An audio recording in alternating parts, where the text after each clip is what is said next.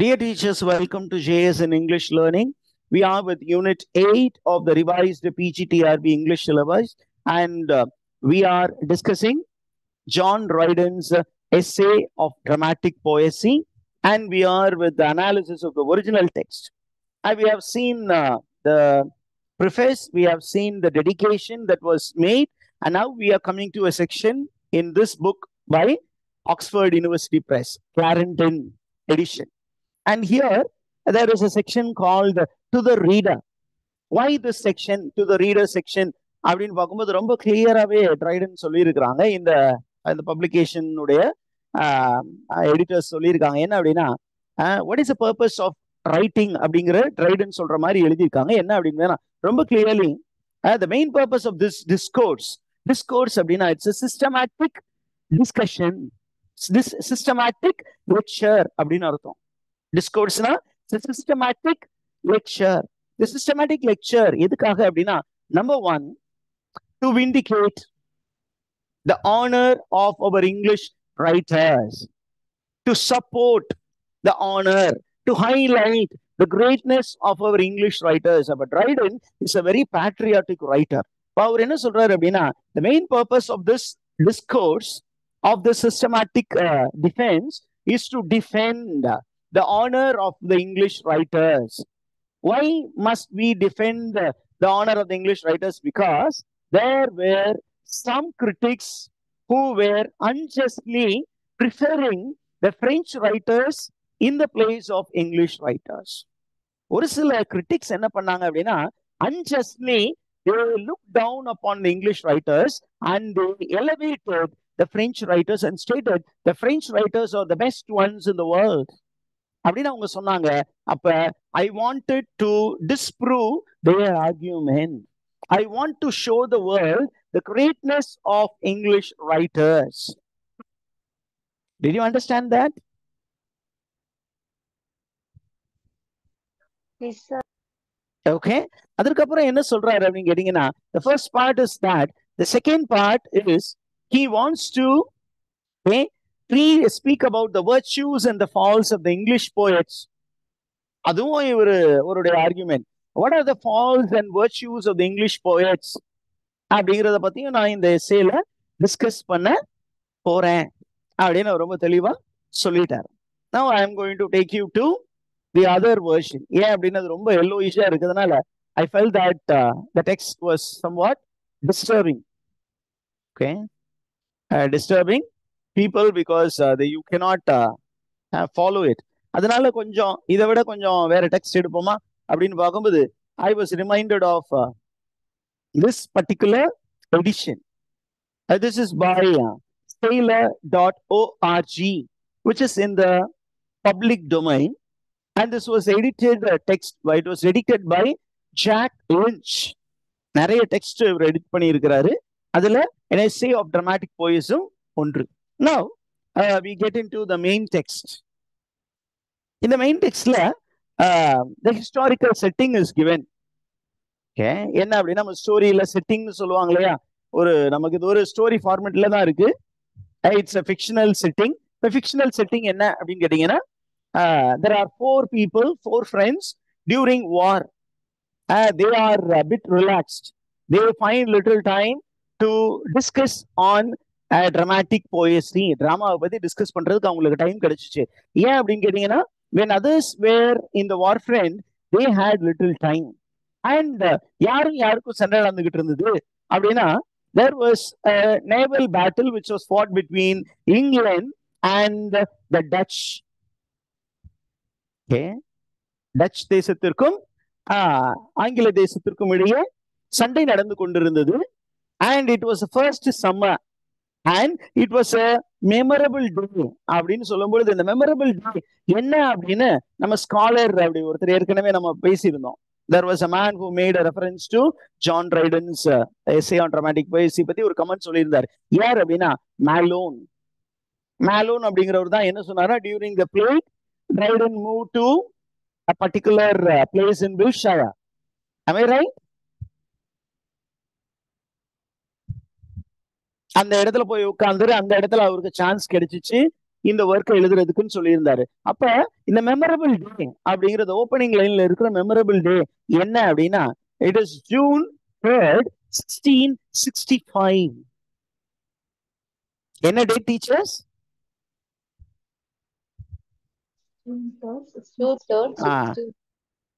June 3rd, 1665 was a memorable day because there was a naval battle which was in progress near the mouth of Thames. English naval ships and Dutch naval ships, they met. There was a very heated battle and the sound was there.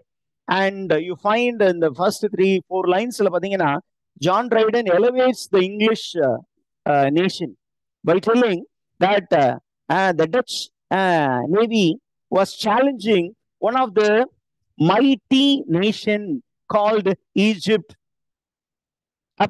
What kind of nation was, mighty nation called England? Egypt வந்துருச்சு. ஏன்னா என்ன ஆண்டனி கிளியோபாட்ராவை எடுத்துட்டாங்களே அப்படிங்கிற ஒரு ஆதங்கம் மைண்ட்ல ஓடிட்டு இருக்கு. அதனால அங்க வந்துருச்சு. So it is England. What is this England அப்படின்னா, England was a nation which commanded the greatest half of the globe. ஏறக்குறைய இந்த உலக உருண்டையில பாதி தேசங்கள் யாருடைய கண்ட்ரோல்ல இருந்தது? கிரேட் பிரிட்டன் கண்ட்ரோல்ல இருந்தது. And Britain was the commercial nation. It was having commercial ties with many nations around the globe. And it was a nation which was deciding the riches of the universe. It was enjoying the riches of the universe. It was having control over the riches of the universe. இப்படிப்பட்ட இங்கிலாந்து கூட யாரு போட்டி போட வந்திருக்கா? யாரு சண்டை போட வந்திருக்கா? The Dutch people have come. அப்ப எல்லாருமே அங்க அந்த போர் நடக்கக்கூடிய இடத்துல போய் இருக்கும் பொழுது there were 4 people who were fortunate to come together in order to have a discussion. இந்த 4 பேர் என்ன பண்றாங்கன்னா, இந்த சண்டை எங்க நடக்குதோ அந்த இடத்துக்கு போய் பார்க்கலாம். ஏன்னா ரொம்ப நாய்ஸியா இருக்கு. இந்த நாய்ஸ் இருக்கிற இடத்தை நோக்கி நம்ம போலாம் அப்படின்னு டிசைட் பண்றாங்க. அந்த 4 பேர் யாரு அப்படின்னா, ஒன்னு யூஜீனியஸ், greets, Lycidius and Neander. They have come together. Of the 4, 3 people are discussed or are commented to be people from aristocratic background. They are men of quality and men from the wit. They are very popular in the town. And the next one, Neander alone, is a very common man. They are come together, and what are they trying to do? They are going to speak about dramatic poesy. And they board a barge. Barge அப்படிங்கிறது ஒரு kind of boat, which a servant of Lycidius has provided them. Lycidius உடைய servant என்ன பண்றாரு? ஒரு barge கொண்டு வராரு. அந்த bargeல இவங்க 4 பேர் ஏறி உட்கார்ந்து எங்க போறாங்க?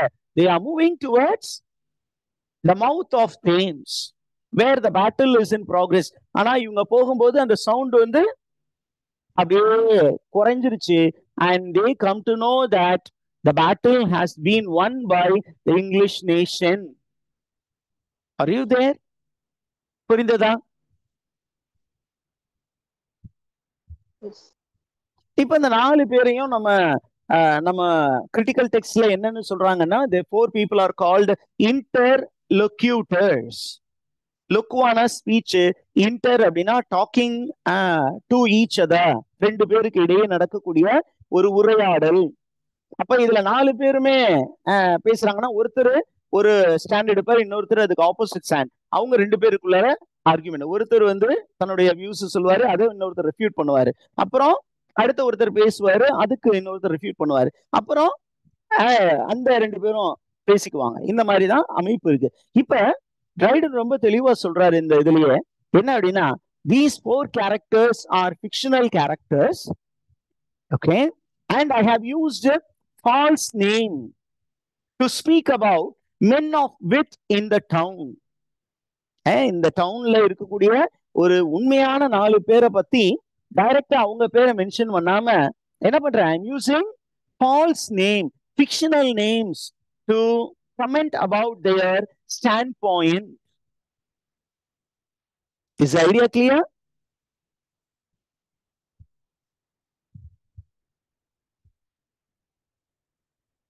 Yes, sir. Shall I proceed?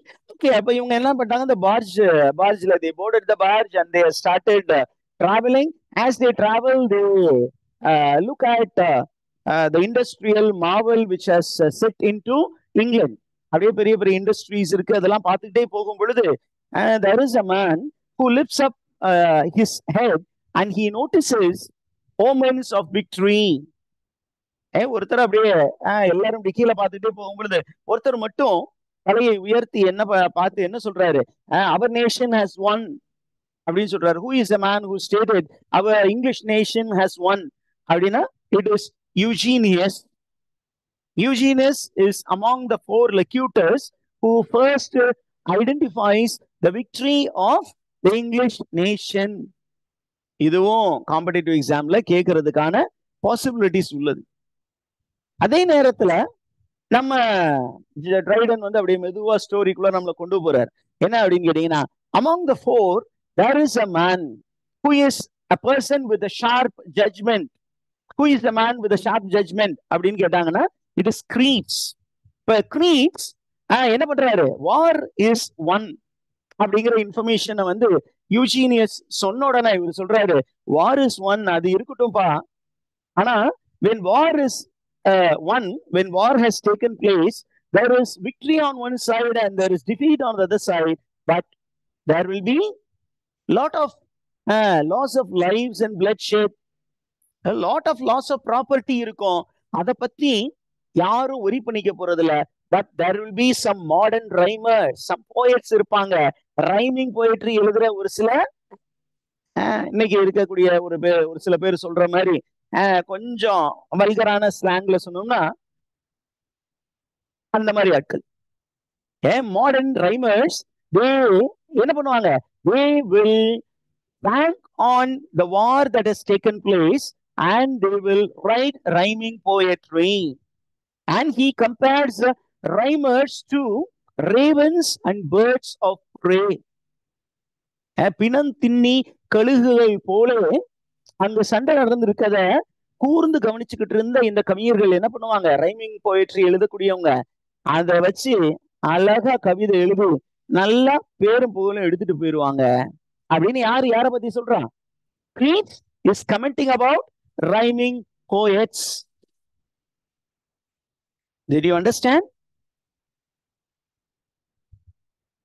Yes, sir. இதை சொல்லி முடிச்சோன்னே லிஸ்டியஸ் உள்ள வர்றாரு. இதெல்லாம் நீங்க எங்க பார்த்தாலும் கிடைக்காது, டெக்ஸ்ட்ல ஒரிஜினல் டெக்ஸ்ட்குள்ள போனீங்கன்னா தெரியும். Okay, the so-called commentaries which are available online, they are the notes, bazaar notes which are available, will not speak about these informations. ஜென்ரலா மெயின் ஆர்குமெண்ட் அது ஒரு இடத்துல இருந்து எடுத்திருப்பாங்க, அதுதான் இருக்கும். ஒரிஜினல் டெக்ஸ்ட் படித்தா மட்டும்தான் இது கிடைக்கும். ஏன்னா அப்படின்னா லிஸ்டியஸ் உள்ள வந்து என்ன சொல்றாரு, come on my dear friend, ரொம்ப அதிகமா கண்டெம்பரரி போயட்ஸை பத்தி ரொம்ப தரைக்குறைவா பேசாதீங்க. அவங்க வந்து they are capable of writing rhymes, okay. Other than that, you know, they are also capable of producing a panegyric. What do you mean by panegyric? அப்படின்னா it's a poem written in honor of the victor. Panegyrics. அதே நேரத்துல panegyric அதாவது விக்டர்ஸ பாராட்டி புகழ்ந்து பாடல் எழுதக்கூடிய அதே நேரத்துல they are also capable of writing funeral elegies also. அப்ப இந்த இன்ஃபர்மேஷனை தெரிஞ்சு வச்சுக்கோங்க அப்படின்னு லெசிடியஸ் உள்ள பூந்து கிரீட்ஸ் கிட்ட சொல்றாரு. எல்லா போயிட்ஸையும் திட்டாதீங்க, ரைமர்ஸ் வந்து ரைமிங் போயட்ரி எழுதுறாங்க, அவங்க வந்து இந்த அந்த வாரை பேங்க் பண்ணி மேனிபுலேட் பண்ணி என்ன பண்ணுவாங்க, they will write rhyming poetry and become popular நீங்க சொல்றீங்க. அவங்க என்ன பண்ணுவாங்க, புகழ்ந்து கவிதைகள் எழுதவும் அவங்களால முடியும், எலிஜிஸ் எழுதவும் முடியும், they are capable அப்படின்னு சொன்னோன்னே இப்ப கிரீட்ஸ் வர்றாரு, வந்து என்ன சொல்ல போறாரு, let me tell you something, I don't find fault with all the poets but I have some reservation அப்படிங்கிற ஒரு விஷயத்தையும் அவரு சொல்றாரு. அதுக்கு அவர் என்ன பண்ண போறாரு அப்படின்னு கேட்டீங்கன்னா, அவரு ஒரு சில விஷயங்களை பண்ண போறாரு. என்ன அப்படின்னா ஆர்குமெண்ட்டுக்குள்ள என்ன சொல்ல போறாரு அப்படின்னா, during the reign of Sulla the dictator. Okay, Sulla the dictator அப்படின்னா சில்லா, எல் சில்லா யாரு, பிரான்சிஸ் பேக்கனுடைய எஸ்ஸே ஆஃப் ஃப்ரெண்ட்ஷிப்ல we have a reference to L Chilla.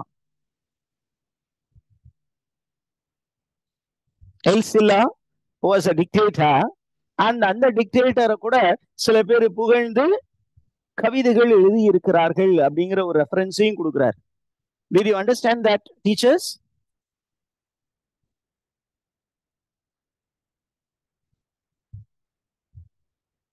Are you there? புரிஞ்சுக்கிட்டீங்களா? எல்சில்லா பத்தி ரெஃபரன்ஸ் இந்த டெக்ஸ்ட்ல இருக்குன்னு தெரிஞ்சு வச்சுக்கணும். Which of the Roman dictator is mentioned in the text essay of dramatic poesy அப்படின்னா எல்சில்லா. அது புரிஞ்சுதா? இப்ப நமக்கு இந்த டெக்ஸ்டுக்குள்ளார இன்னொரு விஷயமும் சொல்லி இருக்கிறாங்க.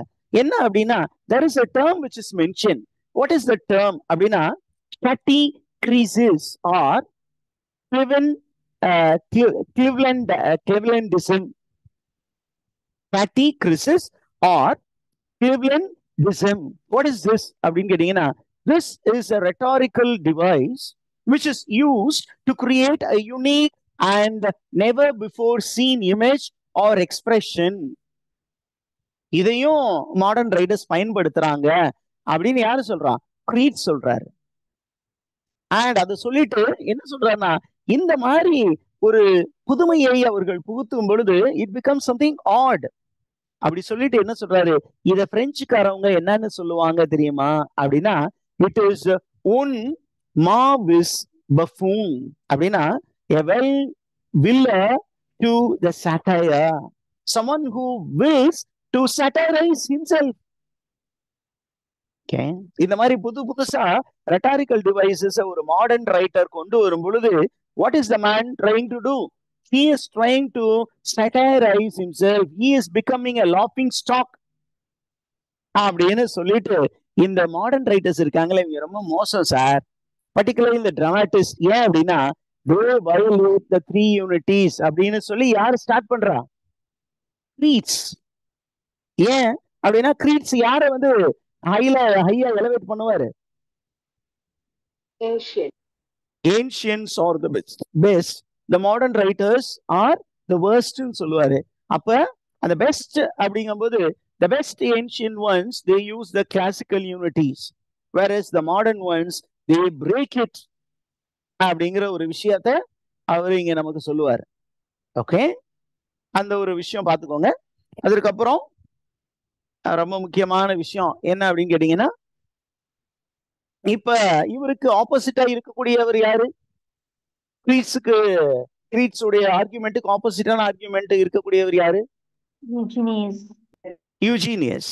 இப்ப யூஜீனியஸ் வந்து இல்லைன்னு தலையாட்டும் போது அவர் சொல்றாரு, ஓகே நீங்க சொல்றத நான் கொஞ்சமா அக்செப்ட் பண்ணிக்கிறேன். என்ன அப்படின்னா, in this age there are only a few people who write well, but a majority of them do not write well அப்படின்னு யாரு சொல்றா? கிரீட்ஸ் சொல்றாரு. நீங்க சொல்றத நான் ஒத்துக்க மாட்டேன் அப்படிங்கிற மாதிரி சைகைய யாரு சொல்றா? கிரீட்ஸ்க்கு எதிராக யார் இருந்தா? யூஜீனியஸ். இப்ப யூஜீனியஸ் தலையாட்டணும்னு இவர் சொல்றாரு, ஓகே ஓகே இருப்பா, நான் வர்றேன், உன் லைனுக்கே வர்றேன்.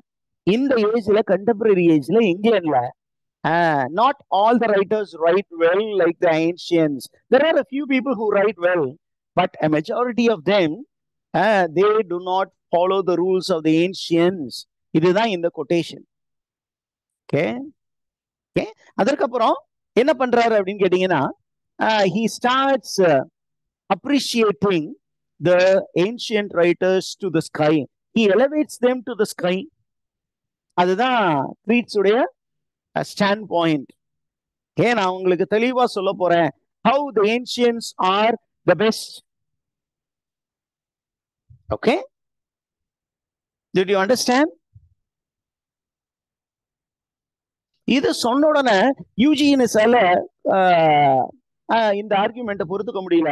இப்ப அவரு என்ன சொல்றாருன்னா, my dear greets, I am happy that you are appreciating the antiquity. Antiquity na the ancients. You are appreciating them, but while appreciating the ancients, you are condemning the present age, the modern age. I cannot digest it. Ancients வந்து நீ ரிவியர் பண்றது okay தான், ஆனா ancients ரிவியர் பண்ணும் பொழுது the modern age வந்து நீங்க என்ன பண்ணக்கூடாது? should not look down with contempt அப்படின்னு சொல்லிட்டு என்ன பண்றாரு அப்படின்னா, he is quoting Horace. என்னத்துக்கு ஹோரேஸை கோட் பண்றாரு அப்படின்னா, இங்க கொடுத்திருக்க அதனுடைய இங்கிலீஷ் வெர்ஷன் என்னன்னா, I am worthy of any criticism not because I quotes the composition as it may be taught, but because of late, if better days like wine give poems, I would like to know how much of price of paper will rise a year. ஹோரேஸே சொல்லியிருக்காருப்பா, பின்னாடி வரக்கூடிய காலங்கள்ல நம்மளை விட பெரிய அளவுக்கு எழுத்தாளர்கள் வருவார்கள் என்று. அப்ப அவர் யாரை குறித்து சொல்லியிருக்காரு அப்படின்னா, இந்த ஏஜ் குறித்து தான் சொல்லியிருக்கிறாங்க மாடர்ன் ரைட்டர்ஸ். அப்ப Horace is aware of the fact his writings and his rules are only coarse, rude, unpolished form. அப்ப polished form of classical rules யார்கிட்ட இருக்கு? மாடர்ன் ரைட்டர்ஸ் இருக்கு. and modern writers have added some variety to the available rules அப்படின்னு யார் argue பண்றா? யூஜீனியஸ். இத சொன்ன உடனே கிரீட்ஸ் திருப்பியும் உள்ள வர்றாரு. என்ன சொல்ல வர்றாருன்னா, ரொம்ப ஸ்ட்ராங்கா சொல்றாரு, ancients are in all ways or were in all ways superior to the moderns. The ancients வந்து நம்ம மாடர்ன் ரைட்டர்ஸை விட சுப்பீரியர். பர்டிகுலர்லி நம்ம ஏஜுக்கு முன்னாடி, இந்த ஏஜ் வந்து ட்ரைடனுடைய ஏஜ் என்ன age? how is it called in English literature? Restoration age. அப்ப ரெஸ்டோரேஷனுக்கு ஏஜுக்கு முற்பட்ட ஒரு ஏஜ் இருக்குல்ல, அதுல இருக்க இங்கிலீஷ் ரைட்டர்ஸை விட யாரு பெஸ்ட்? Ancient writers best. அப்ப what was the age that went before restoration age?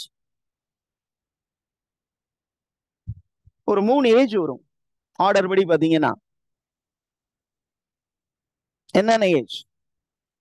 எலிசபெத்தியன் age, Elizabethan ஏஜ்க்கு அப்புறம் Carolean age, Jacobean age, Carolean age. Jacobean ஏஜ்னு சொல்லுவோம், கரோலியன் ஏஜ்னு மாத்தி மாத்தி இன்டர்சேஞ்ச் பண்ணிக்குவோம். அப்ப எலிசபெத்தியன் ஏஜ் அண்ட் ஜக்கோபியன் ஏஜ்ல இருக்கக்கூடிய ரைட்டர்ஸை காட்டிலும் யாரு superior? Ancients were superior. Did you understand that?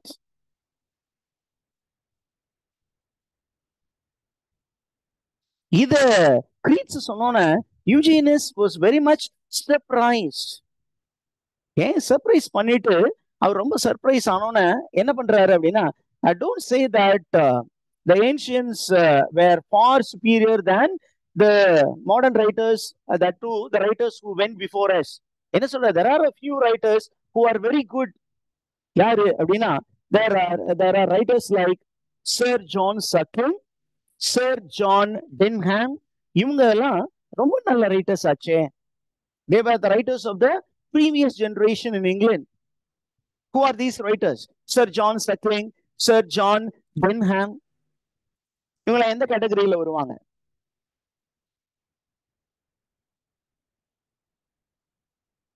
Sons of Ben, Tribes of Ben கேள்விப்பட்டிருக்கீங்களா? Sons of Ben. Yes. Somebody was trying to... Caroline. Caroline poets தானே? Cavalier poets. Yeah. So இவங்க எல்லாமே ரொம்ப நல்லவங்க தானே அப்படின்னு சொல்லிட்டு என்ன சொல்றாங்க அப்படின்னு கேட்டீங்கன்னா, யூஜீனியஸ் வந்து அப்படி இடையில உள்ள வந்து சொல்றாரு, the sweetness of the English verse was never understood or practiced by our fathers. English verse இருக்குல்ல, இஸ் வெரி ஸ்வீட் அப்படின்னு யார் சொல்றா? யூஜீனியஸ். இது அவரு சொல்லக்கூடிய one of the arguments. You will find it only here. அப்படி சொல்லி முடிச்சுட்டு அப்படியே மெதுவா உள்ள போய் அப்படியே லைட்டா அட்டாக் பண்ண போறாரு. என்ன அப்படின்னா, you have stated creeds, you have stated that the ancients gave the rules, but did the ancients follow the rules? Rules மட்டும் தான் கொடுத்தாங்க. அந்த ரூலை வந்து எப்படி ஃபாலோ பண்றதுக்குன்னு ஏதாவது லிட்ரேச்சர் எழுதி கொடுத்துட்டு போனாங்களா? ரூல்ஸ் மட்டும் கொடுத்தா போதுமா அப்படின்னு சொல்லிட்டு என்ன சொல்றாரு? Take your rule givers, Aristotle or Horace. Did they write any literature to prove their theory? No, Aristotle was just a philosopher. He was not a literary genius. Am I right? History proves it. Aristotle was only a philosopher. He was not a writer of literature. Greek literature-ல அவர் பேர் வராது. Greek philosopher-ங்கிறதுல தான் வரும். Horace, he was a Roman philosopher. He was not a Roman literary writer. This is one of the argument placed by யாரு? கிரீட்ஸுக்கு ஆப்போசிட்டா பேசினவர் யாரு? யூஜீனியஸ். Okay, இப்படி பேசிக்கிட்டு இருக்கும்போது லிசிடியஸ் என்ன பண்றாரு? Now he comes to defend. யார வந்து லிசிடியஸ் டிஃபெண்ட் பண்ணுவாரு? தி பிரெஞ்ச். அவரு வந்து உள்ள என்ன பண்றாரு அப்படின்னா, he is going to define what is a play. Who defines what is a play in history of dramatic poesy அப்படின்னா it is Lycidius. ரொம்ப முக்கியமா நோட் பண்ணி வைக்க வேண்டியது. இதுவும் நெட்ல கொஸ்டினா கேட்டிருக்காங்க. இந்த டெஃபினிஷனே கொடுத்துட்டு in the essay of dramatic poesy who describes drama thus அப்படின்னு கொடுத்திருந்தாங்க. என்ன அப்படின்னா, according to him the play is a just and lively image of human nature. It's a just, okay, and a lively image. It's a just image அப்படின்னா இருக்கிறத இருக்கிற மாதிரி காட்டுறது. That to a lively image, a dynamic image of human nature. மனித இயல்பை அப்படியே காட்டுறது தான் drama. What does a drama do? It represents the passion and humor of human nature. It challenges the fortune to which it is subject. And why is play enacted அப்படின்னா, for the delight and instruction of mankind. This definition is given by Lycidius. Are you with me? Yes, sir. Okay, இதோட நம்ம இங்க நிப்பாட்டுவோம். ஏன்னா there is an argument which comes from here onwards. வேற ஒரு shift வரும். அதனால we will break here and get back. Have any queries?